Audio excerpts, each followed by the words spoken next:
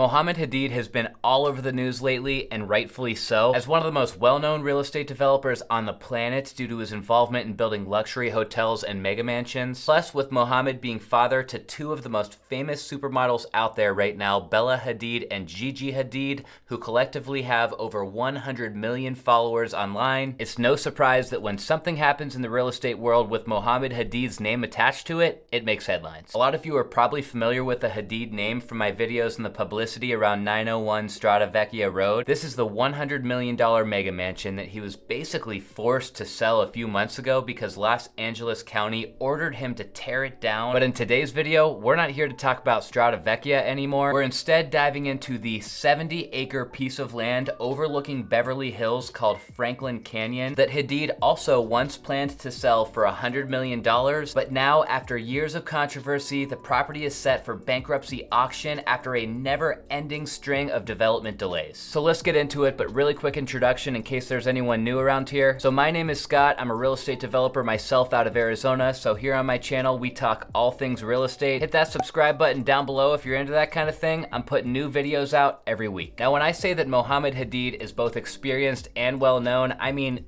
he is well known. Hadid has been building $50+ million homes around Bel Air for over a decade now. Just a few examples include a house called La Palais, I think is how you pronounce it, which was a $58 million house that he finished around 2012. Prior to that, in 2010, he sold another pretty famous mega mansion that was nicknamed La Belvedere. This one went for $50 million.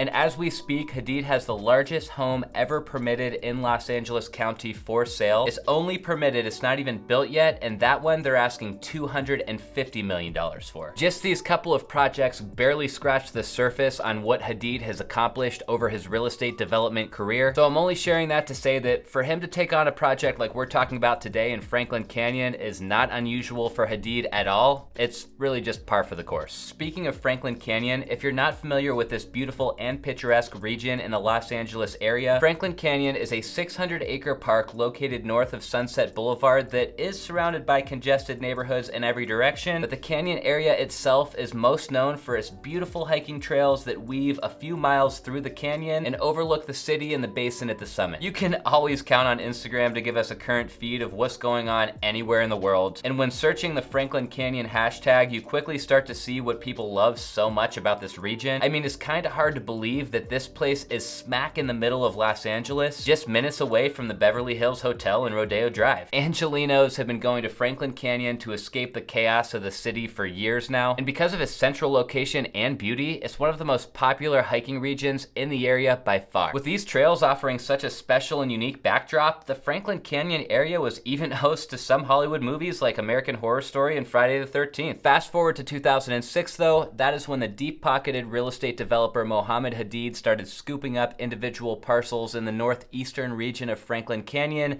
and he started to put together his plan. Hadid started with buying a chunk of land, then 5 years later in 2011, he bought some more adjoining land, which in total now amounts to almost 70 acres spread out over 6 individual parcels. If you know the LA real estate market, you know that there are not many areas left where it's even possible to put together an assemblage of land like this. So what Hadid was able to pull off here up until this point was actually pretty impressive, but it was not well received. Mohamed Hadid's plan originally here is that he wanted to build 11 homes across the 70 acres, offering about 6 acres per home site, give or take. In this master plan, he looked to have 3-story estates. One of them was said to be as large as 100,000 square feet, and these homes would have things like gardens, pools, libraries, juice bars, and of course, pretty much every amenity that you would expect in a Beverly Hills mega mansion. Some additional perks of the community is that there would be 3 separate guard towers, and the community would have its own helipad, which by the way, if he was ever able to get that helipad approved, that would be a huge selling point because you don't see much of that in Beverly Hills. When we were reviewing that stretch of land in Franklin Canyon earlier, it might have looked familiar to you, and that is because this project pretty closely resembles the Enchanted Hill land that recently sold for $65 million to Eric Schmidt. Enchanted Hill was set to be a similar compound-style community from its previous owner, Paul Allen, although that community was set to be a bit larger at 120 acres in total. It's hard telling exactly what these estates in Franklin Canyon would have sold for if Hadid didn't find himself in the predicament that he's in in now, but the going rate for these over-the-top mega mansion spec homes nowadays in that region is about $2,500 per square foot, or at least that's what the developers tend to ask for anyway. So at that price per square foot, that means that Hadid was probably aiming for about $75 million up to $100 million on the sale price for each one of these homes. And with 11 homes in total,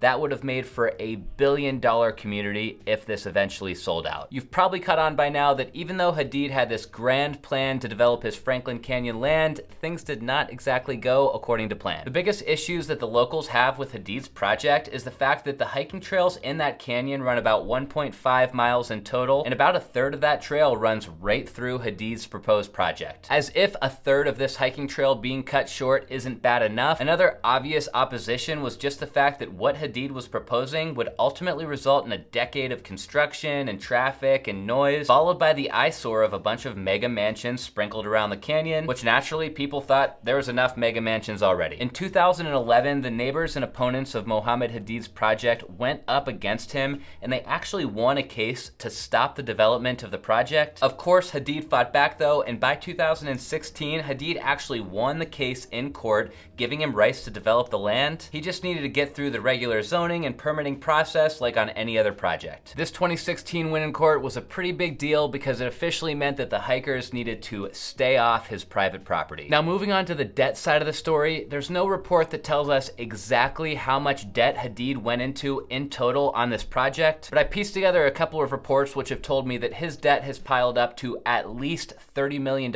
up until this point, and that is debt that now Mr. Hadid is having a hard time paying back after these years of legal battles with the hikers. The biggest creditor on this particular project is actually now an attorney named Ronald Richards. In 2020, Ronald's company called Give Back LLC started buying a bunch of debts owed against this project, and his goal was actually to take back the land and save it for the public. Richards was quoted saying, "There are such few green spaces in LA. One of my last acts as a lawyer will be to protect that hillside. If he doesn't pay, we own it, and we'll have right to do whatever we want." With the neighbors and the community of hikers already opposing Hadid's plan, then this attorney starting to get involved and buy up all the debts, things were starting to look pretty grim for Hadid. By January of 2021, the two entities that own the Franklin Canyon properties, which are Lida Lud LLC and Coldwater Development LLC, both filed for bankruptcy protection. At that point, Hadid still held control of the properties, even though he is the owner of both of those entities who filed for bankruptcy protection. By July of 2021, the property hit the market for $100 million, an amount that would more than pay off Hadid's debt and years worth of work. $100 million seemed reasonable at the time, seeing that a recent appraisal gave a developed value of $150 million and an as-is value of $131 million for this land. But that $100 million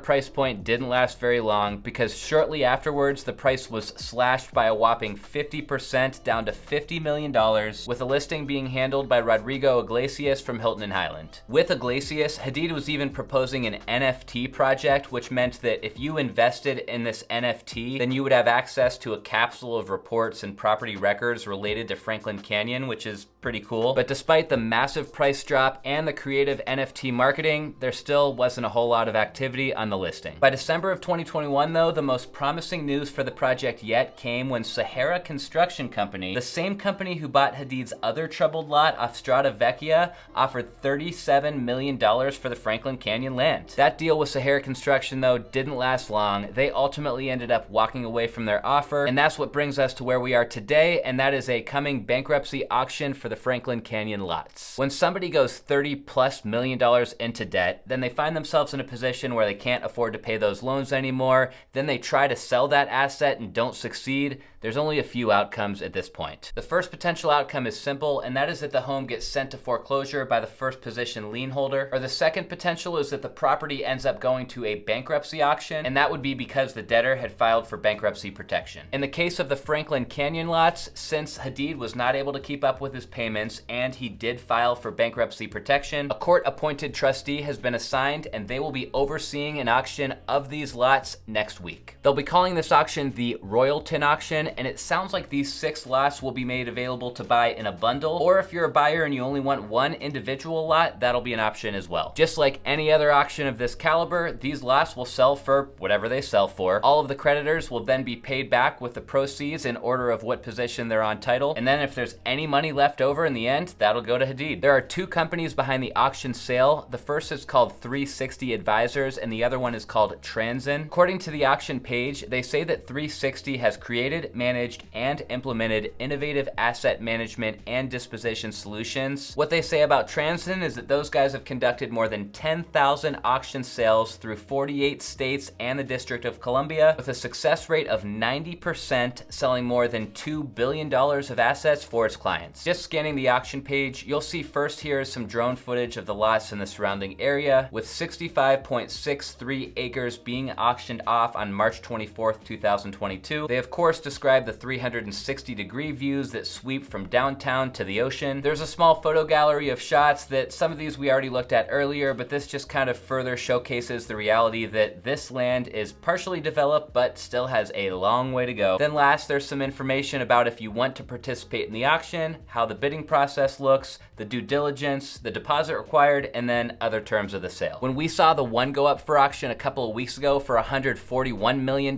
which is about half of what they are asking, that surprised a lot of people, and I wouldn't be surprised if we saw similar results at this auction for a few reasons. First is, like I said, the property is clearly very underdeveloped, which means that it will be years before you can even break down and start building homes on these lots. Second, there is a ton of drama and litigation surrounding this property, and most major developers out there aren't going to want to get wrapped up in that mess. And last, just due to the economic conditions that are happening in Europe right now, a lot of people out there who do have deep pockets might be a little bit scared to spend tens of millions of dollars on something in fear that we might go into a recession. The auction house said that ours is not to decide what will be done with this property. We know that many would like for it to remain for the exclusive use of hikers, but it is privately owned property. Our mandate is to identify interested parties and sell the properties to the highest and best bidder. So of course the auction house isn't super concerned about exactly how much this property sells for. They also don't care much about the intricacies of the case against developing this land. Their job is simply to just help the sellers find a buyer. Hadid tried to bail himself out of this situation by trying to sell these lots for a lot more than he had into them, and at one point he revised his plan to say that he was only going to build 3 homes instead of 11, because if you're doing 4 or more lots, you need an environmental impact review and you need to hold public hearings. So if he was only building 3, then he might not have had that same opposition from the community from an environmental standpoint. Ultimately though, none of these efforts to save himself panned out. He's found himself upside down again and with another asset that's about to sell at auction. The auction's happening next week and it will be cast live over the web, so I'll be sure to be tuning in, and if there's anything juicy that happens, I'll follow up with another video. Make sure to hit that subscribe button down below before you go, that way you don't miss that update. And I'm curious to hear what you guys have to say about this case, so let me know in the comments if you side with the hikers in the community to preserve this land, or if you agree that Hadid does own the private property and that technically he should be able to do whatever he wants with it. I'm looking forward to hearing your thoughts, but that's all I've got for you guys this time, so until next time, see ya.